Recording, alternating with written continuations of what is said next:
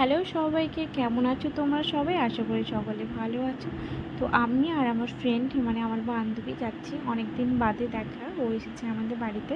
তো ও বললো এক জায়গায় যাই। ওর কি একটা কাজ ছিল, তো সেখানেই আসছিলাম রাজবাড়িতে। তো কোনো কারণবশত সেই দোকানটা বন্ধ থাকায় আমাদের কাজ হলো না। তো সেখান থেকে ফিরে আসতে হলো। তো ভাবলাম, দুজনে মিলে ভাবলাম যে এসেই যখন গেছি তো রাজবাড়ি থেকে ঘুরেই আসি, অনেক দিন ধরে তো যাওয়া হয় না। যখন আমরা টিউশন আসতাম রাজবাড়িতে, তখনই একটু ঘুরতে যেতাম মাঝে মধ্যে। তো দেখো ফাইনালি রাজবাড়িতে চলে আসলাম। আর এটা হচ্ছে আমার ফ্রেন্ডের মানে আমার বান্ধবীর ছেলে। ও খুব দুষ্টুমি করে আর এত মিষ্টি মিষ্টি কথা বলে, প্রচণ্ড।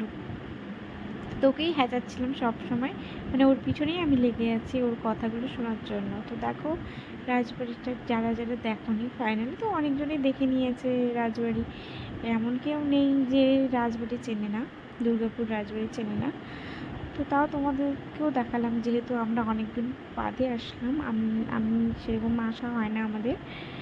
তো তোমাদের সাথেও শেয়ার করলাম। দেখো এই যে পিছনের ব্যাকগ্রাউন্ডটা দেখো।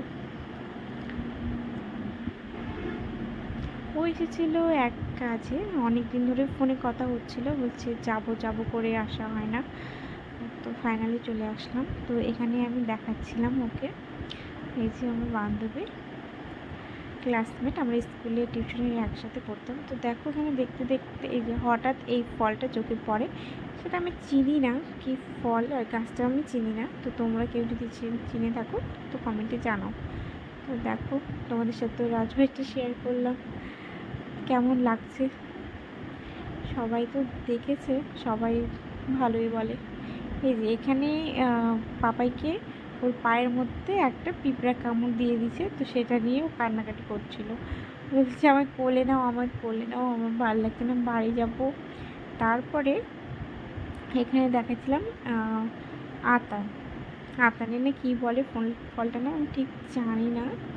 আমি সেরকম সামনাসামনি চোখে দেখিও নি, আজকে ফার্স্ট দেখলাম, ফোনেই দেখেছি যা দেখেছি। তো এই যে দেখো পাপা এখানে বলছে মা গেটটা খুলে দাও। ও বলছে যে মা গেটটা খুলে দাও, আমি গাড়িতে বসবো।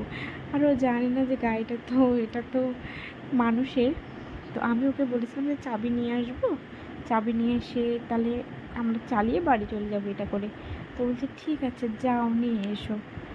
তো দেখো এটা হচ্ছে রাজবাড়ির দুর্গা মন্দির, এখানে প্রত্যেক বছরই দুর্গা উৎসব পালন করা হয়। আর এখানে রাজবাড়ির তো রথযাত্রাও হয়। তো ফাইনালি দেখো তারপরে আমরা অনেকক্ষণ ঘোরাঘুরি আড্ডা দেওয়ার পরে